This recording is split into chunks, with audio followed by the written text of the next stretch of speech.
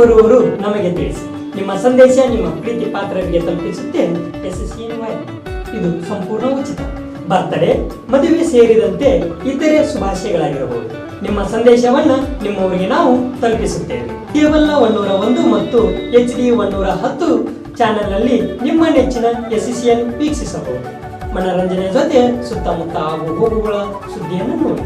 ಸಂಪರ್ಕಿಸಬೇಕಾದ number 8197474996 944965316.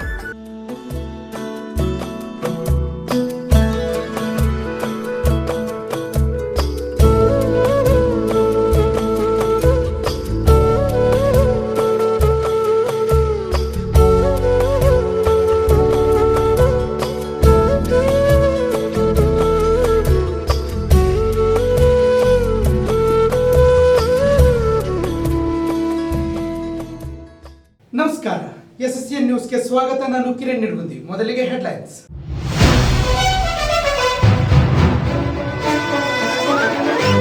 ವೀರಗಂಟಿ ಮಡಿವಾಳ ಮಾಚಿದೇವರ ಜಯಂತಿ, ದಾನಿಗಳಿಗೆ ಸನ್ಮಾನ ಸಮಾರಂಭ.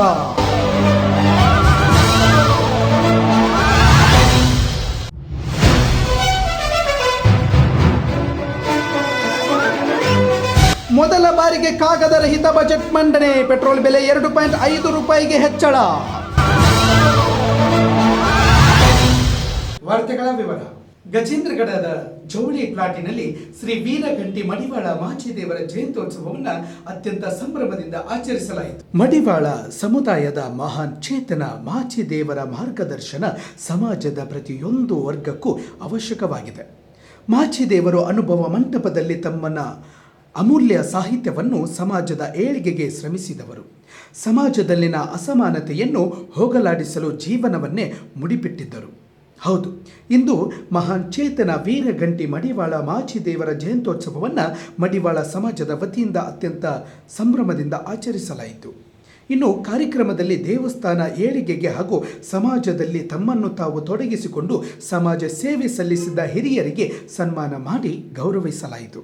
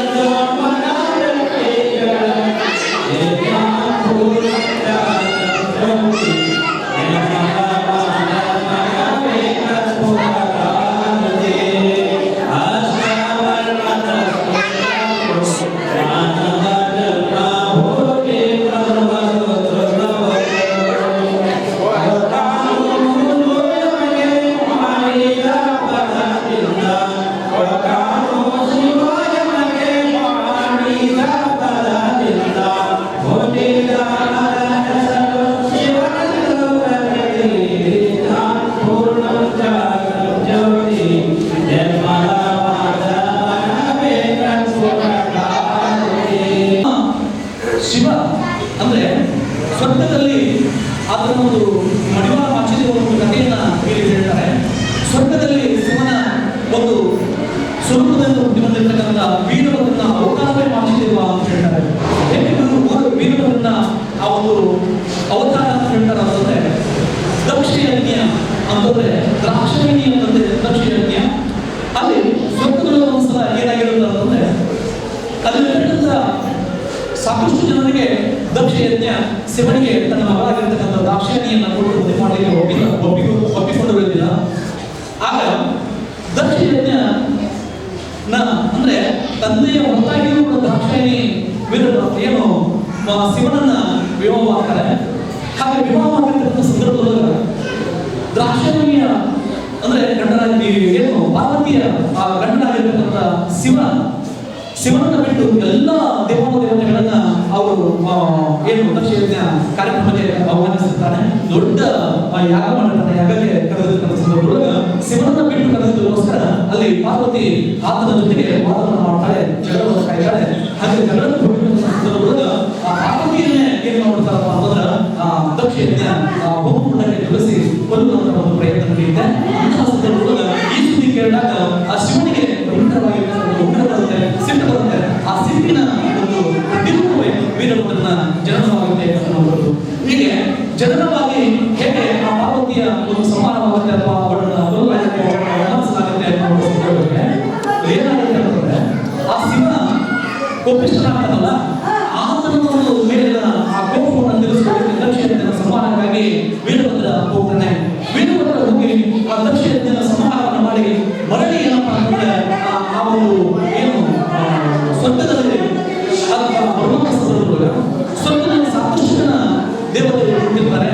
ಆ ದೇವತೆಗಳು ಹುಟ್ಟಿರ್ತಕ್ಕಂಥ ಸಂದರ್ಭದಲ್ಲಿ ಆ ಏನು ವೀರಭದ್ರ ಅವನ್ನೆಲ್ಲರೂ ನೋಡೋದ್ರಿಂದ ಒಂದು ಹುಮ್ಮಸ್ಸೊಳಗ ಖುಷಿಯಿಂದ ಏನಪ್ಪ ಆ ಶಿವನನ್ನ ಕಾಣಲಿಕ್ಕೆ ಬರ್ತಾನೆ. ಬರುವಂತ ಸಂದರ್ಭದೊಳಗ ರೂಪಿಕೊಂಡಿರ್ತಕ್ಕಂಥ ಆ ವಸ್ತ್ರಗಳು ಅಲ್ಲಿ ಹುಟ್ಟಿರ್ತಕ್ಕಂಥ ಶರಣರಿಗೆ ತಾವು ಒಂದೇ ಕಾರಣಕ್ಕಾಗಿ ಶಿವ ಏನಪ್ಪ ಕೋಪಿಷ್ಠನಾಗ್ತಾನೆ, ಸಿಟ್ಟು ಬರುತ್ತೆ. ಶಿವನಿಗೆ ಸಿಟ್ಟು ಬಂದು ಅದೇನ್ ಮಾಡೋದು ಅಂತಂದ್ರೆ ಆತನನ್ನ ಅಂದ್ರೆ ವೀರಭದ್ರನನ್ನೇ ನೀನು ಹೇಗೆ ಆ ಶರಣರಿಗೆ ಆ ದೇವ ಸಮೂಹಕ್ಕೆ ನಿನ್ನ ವಸ್ತ್ರವನ್ನ ನೀನು ದಾಖಲಿಸ್ಬಿಟ್ಟೆ, ಹಾಗಾದ್ರೆ ನೀನು ಮೂಲಕಕ್ಕೆ ಹೋಗಿ ಮಡಿವಾಳನಾಗಿ ಹುಟ್ಟಿ ನಿನ್ನೆಲ್ಲ ಸಾಕಷ್ಟು ಶರಣರ ಬಟ್ಟೆಗಳನ್ನ ನೀನು ಮಡಿ ಮಾಡುವಂತ ಕಾಯಕವನ್ನು ಮಾಡು ಅಂತ ತಿಳ್ಕೊಂಡು ಕಾಯಕವನ್ನು ಮಾಡಿದ ನಂತರದೊಳಗ ನೀನು ಮೋಕ್ಷವನ್ನು ಸಾಧಿಸಿ ಮತ್ತೆ ನೀನು ಸ್ವರ್ಗಕ್ಕೆ ಬರಬೇಕು ಅನ್ನುವಂತ ಮಾತನ್ನು ಹೇಳಿದಾಗ ಆ ಮಾತನ್ನ ಏನು ಸ್ವೀಕರಿಸಿರ್ತಕ್ಕಂತಹ ಆ ವೀರಭದ್ರನೇ ಮಾಚಿದೇವನಾಗಿ ಭೂಮಂಡಲವನ್ನು ಜನಿಸಿದಂತೆ ಅನ್ನುವಂತ ಒಂದು ಕಥೆಯನ್ನ ಇಲ್ಲಿ ಬರ್ತಾರೆ.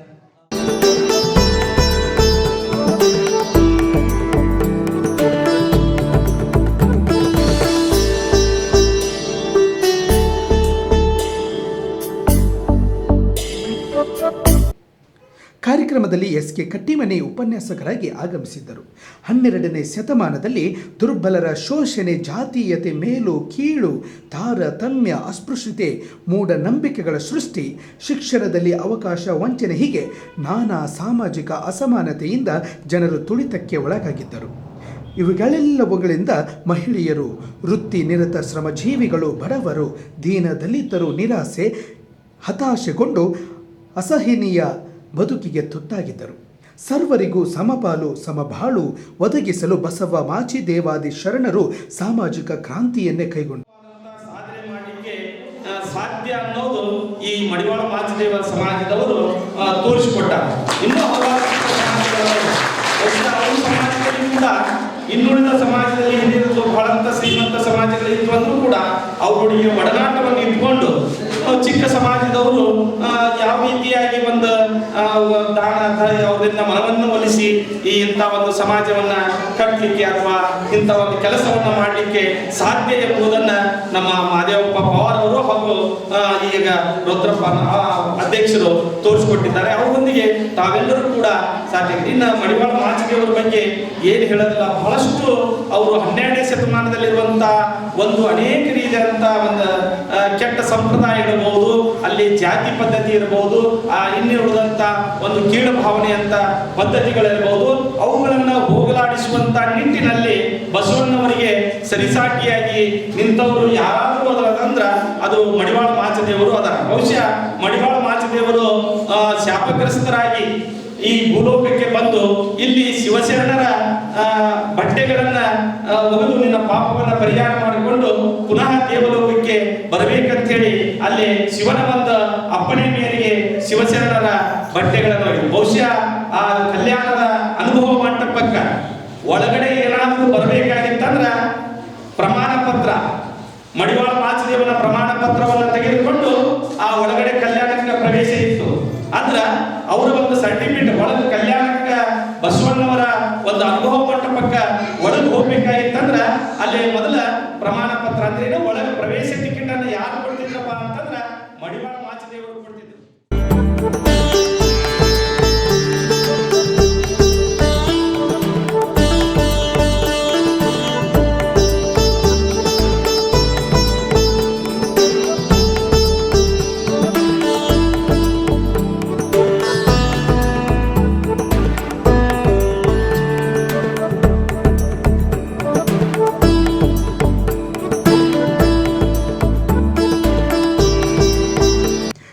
ಜನರ ಅಗ್ರಗಣ್ಯ ಬಳಗದಲ್ಲಿ ಮಡಿವಾಳ ಮಾಚಿದೇವ ಅತ್ಯಂತ ಪ್ರಕಾಶಮಾನವಾಗಿ ಕಂಡುಬರುತ್ತಿದ್ದರು ಎಂದು SK ಕಟ್ಟಿಮನಿ ಅವರ ಉಪನ್ಯಾಸದಲ್ಲಿ ಹೇಳಿದರು. ನಾನು ನೋಡಿದಾಗ ನಮ್ಮ ಓಣೆಲ್ಲರಿಗೂ ಭಾಳ ಪರಮಾನಂದ. ಯಾಕಂತಂದ್ರೆ ಈ ಸುಮಾರು 10 ವರ್ಷದಿಂದ 5-6 ವರ್ಷದಿಂದ ಬರೀ ಕೇವಲ ಗುಡಿ ಒಂದ ಇಟ್ಟಕ್ಕೆ ಕಟ್ಟಿ ಒಂದು ಮೂರ್ತಿ ಒಂದು ಇಟ್ಟಿದ್ರು ನಮ್ಮ ಮಾದೇವಪ್ಪನವರು. ಇದು ಯಾವಾಗ ಅಂತಂದ್ರೆ ಮತ್ತೆ ನಾನು ಸನ್ನಿಧರೊಳಗೆ ಇದ್ರ ಮುಂದೆ ಹಾಕಿದ್ದೇವೆ. ಇತ್ತಿಂದ ನೋಡಿಬಿಟ್ಟಪ್ಪ ಅಂತಂದ್ರೆ ಭವ್ಯವಾದ ಒಂದು ಸಮುದಾಯ ಭವನವನ್ನೇ ಕಟ್ಟಿಬಿಟ್ಟರು. ಇಲ್ಲಿ ಏನಿದೆ ಅಂತಂದ್ರೆ ಇದು ಮುಖ್ಯ ಹ್ಯಾಂಗೆ ಮಾಡಿದ್ರು ಅಂತಂದ್ರೆ ಈ ಎಲ್ಲ ಜನರನ್ನ ಸಮಾಜದಿಂದ ನೋಡಿಬಿಟ್ಟಪ್ಪ ಅಂತಂದ್ರೆ ಇವ್ರು ಯಾಕೆ ಕೊಡಿಸಿದ್ರಪ್ಪ ಪಟ್ಟಿನ ಅಂದರು. ಈ ಗುಡಿ ನೋಡಿದ್ರೆ ಈ ಪಟ್ಟಿ ಯಾಕೆ ಕೊಡಿಸಿದ್ರಿ ಇವರು? ಆಶ್ಚರ್ಯಕತೆ, ಎಲ್ಲರಿಗೂ ಆಶ್ಚರ್ಯಕತೆ.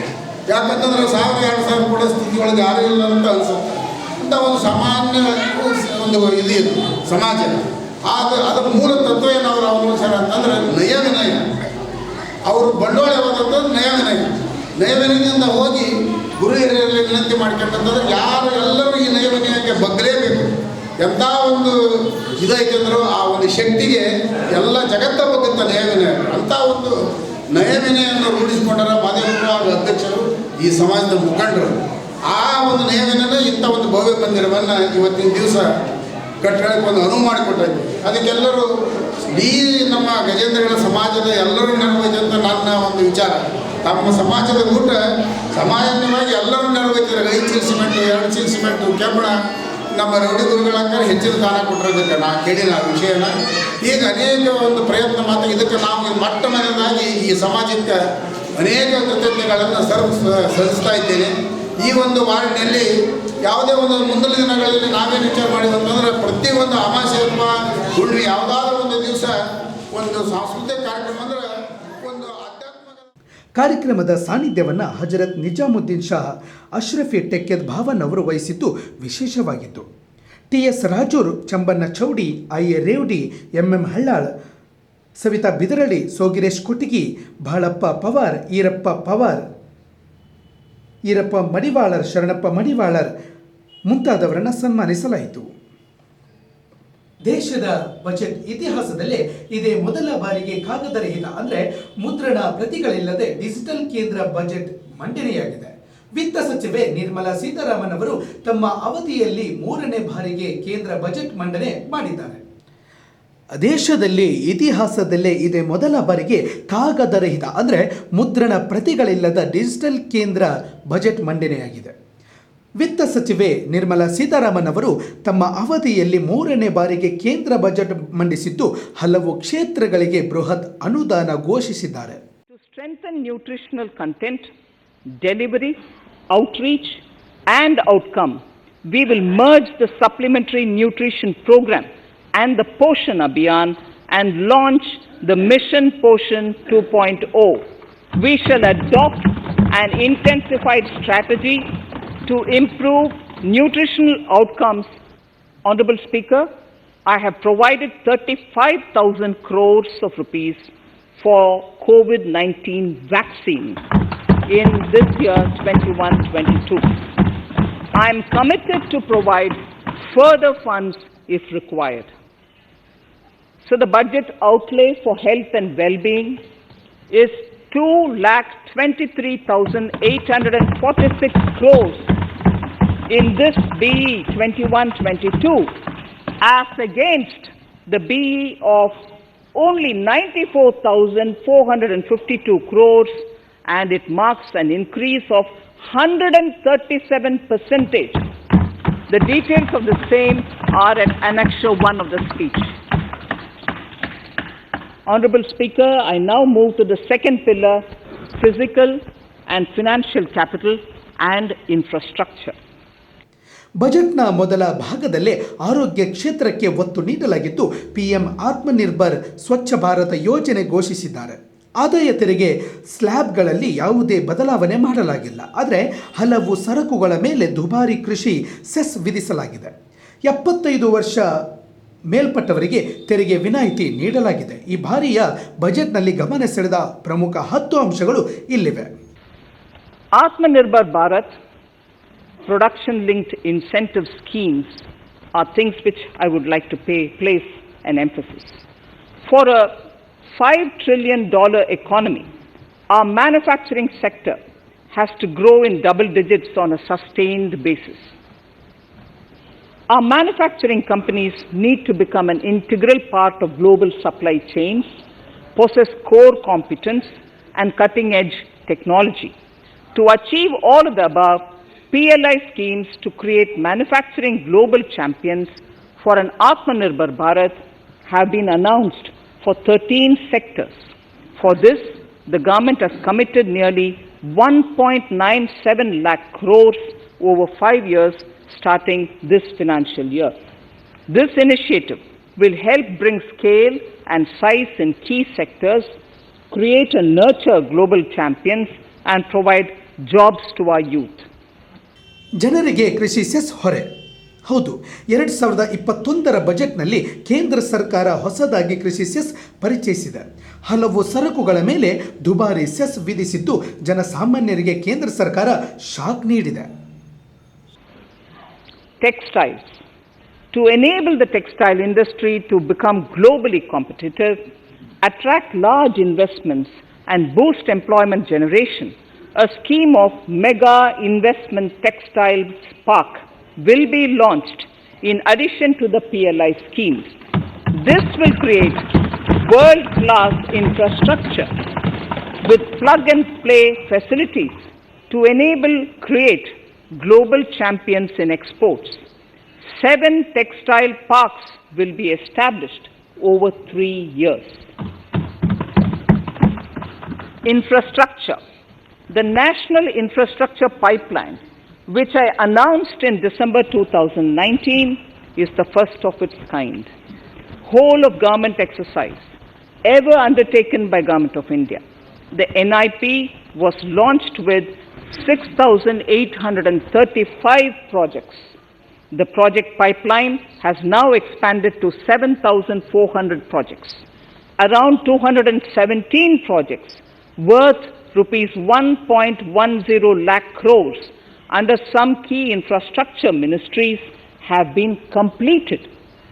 The NIP is a specific target which this government is committed to achieving over the coming years. It will require major increase in funding from both the government and the financial sector. In this budget, I propose to take concrete steps to do this in 3 ways. Firstly, by creating the institutional structures. Secondly, by a big thrust on monetizing assets. And thirdly, by enhancing the share of capital expenditure in central and state budgets. Infrastructure needs long-term debt financing. A professionally managed development financial institution is necessary to act as a provider, enabler, and catalyst for infrastructure financing. Accordingly, I shall introduce a bill to set up a development financial institution. I have provided a sum of 20,000 crore rupees to capitalize this institution. The ambition is to have a lending portfolio of at least 5 lakh crores for this DFI within 3 years' time. Debt financing of InvITs and REITs by foreign portfolio investors will be enabled by making suitable amendments in the relevant legislations. This will further ease access of finance to InvITs and REITs, thus augmenting funds for infrastructure and real estate sectors. Asset monetization. Monetizing operating public infrastructure. Monetizing operating public infrastructure assets is a very important financing option for new infrastructure construction. A national monetization pipeline of potential brownfield infrastructure assets will be launched. An asset monetization dashboard will also be created for tracking the progress and to provide visibility to investors.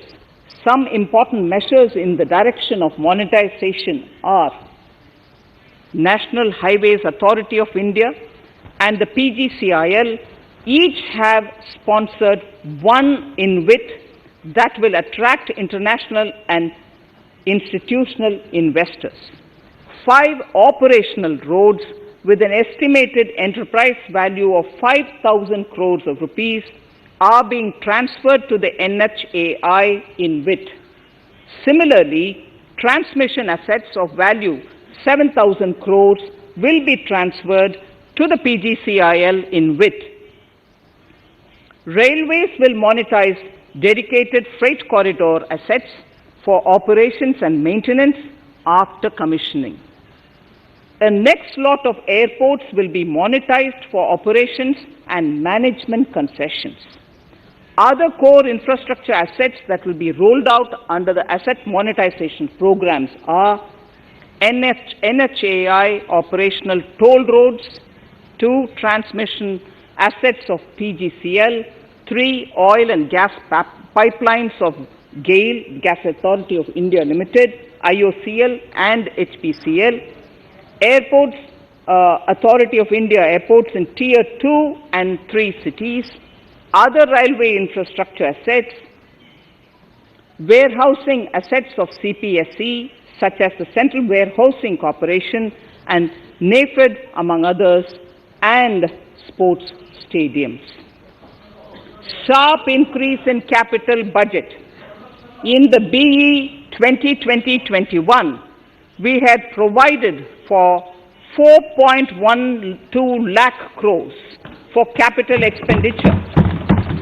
It was our effort that in spite of resource crunch, we should spend more on capital, and we are likely to end this year at around 4.39 lakh crores, which I have provided in the RE of 2020-2021.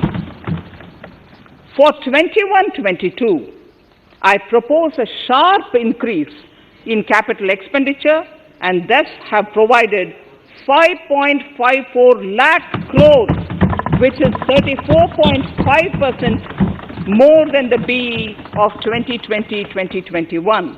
Of this, I have kept a sum of more than 44,000 crores in the budget head of the Department of Economic Affairs to be provided for projects, programs, or departments that show good progress in capital expenditure and are in need of further funds.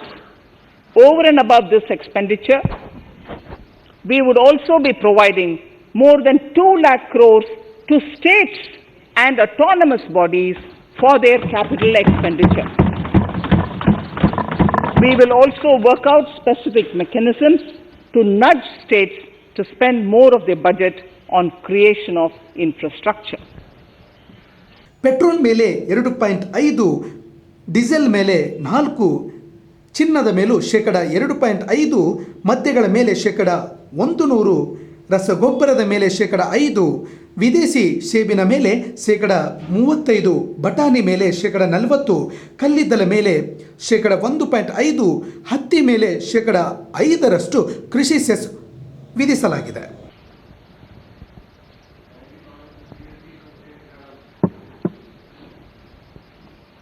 Roads and highways infrastructure.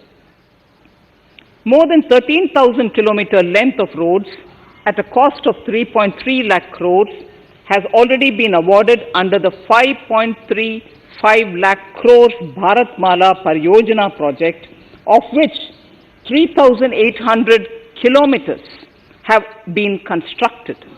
By March 2022, we would be awarding another 8,500 kilometers and complete an additional 11,000 kilometers of national highway corridors. To further augment road infrastructure, more economic corridors are also being planned. Some are 3,500 kilometers of national highway works in the state of Tamil Nadu at an investment of 1.03 lakh crores. These include Madurai-Kollam corridor, Chittoor-Tachur corridor, and construction will start next year. Second, 1,100 kilometers of national highway works in the state of Kerala at an investment of 65,000 crores, including 600 kilometer section of Mumbai-Kanyakumari corridor in Kerala. Third, 675 kilometer of highway works in the state of West Bengal at a cost of 25,000 crores, including upgradation of existing road Kolkata-Siliguri.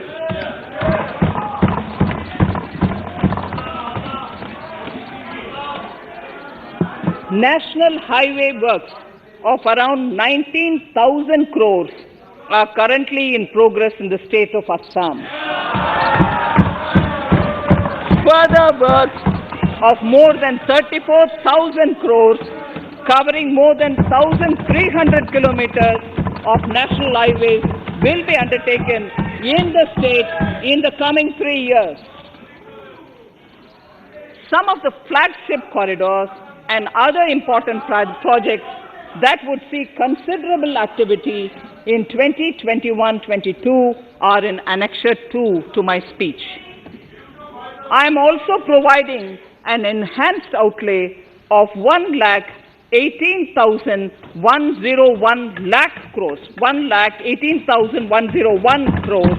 for Ministry of Road Transport and Highways, of which 1,08,230 crores is for capital, the highest ever provided. Railway infrastructure. Honorable Speaker, sir, Indian Railways have prepared a National Rail Plan for India 2030. The plan is to create a future-ready railway system by 2030. Bringing down the logistic costs for an industry is at the core of our strategy to enable Make in India. It is expected that Western Dedicated Freight Corridor and Eastern Dedicated Freight Corridor will be commissioned by June 2022. The following additional initiatives are also proposed.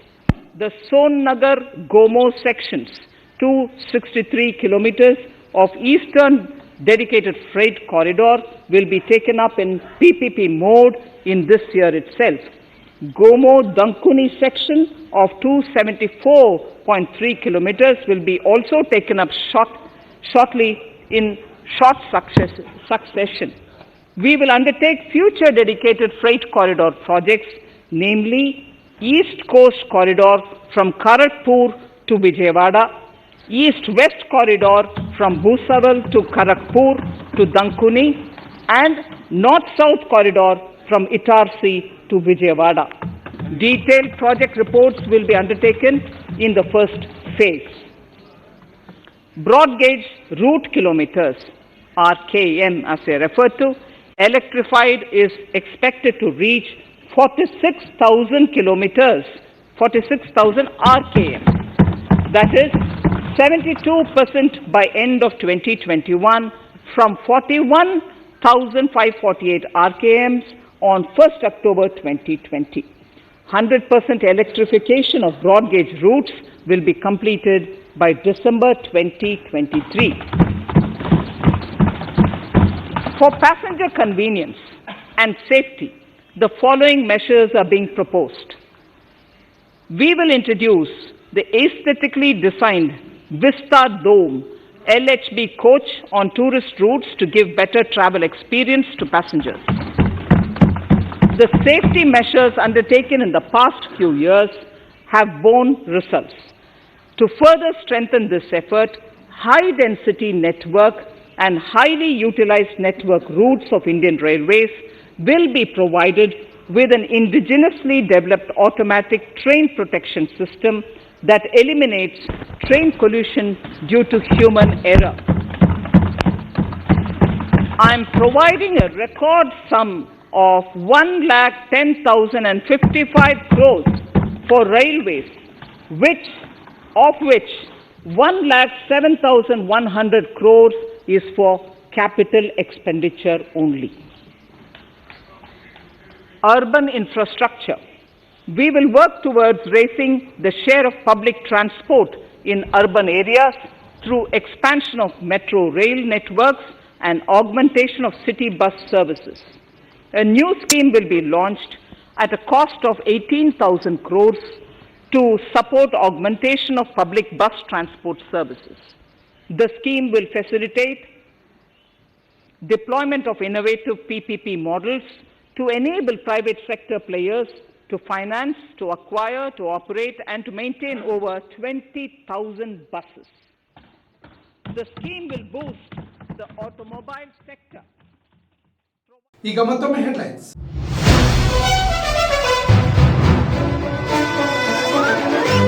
ವೀರಗಂಟಿ ಮಡಿವಾಳ ಮಾಚಿದೇವರ ಜಯಂತಿ, ದಾನಿಗಳಿಗೆ ಸನ್ಮಾನ ಸಮಾರಂಭ.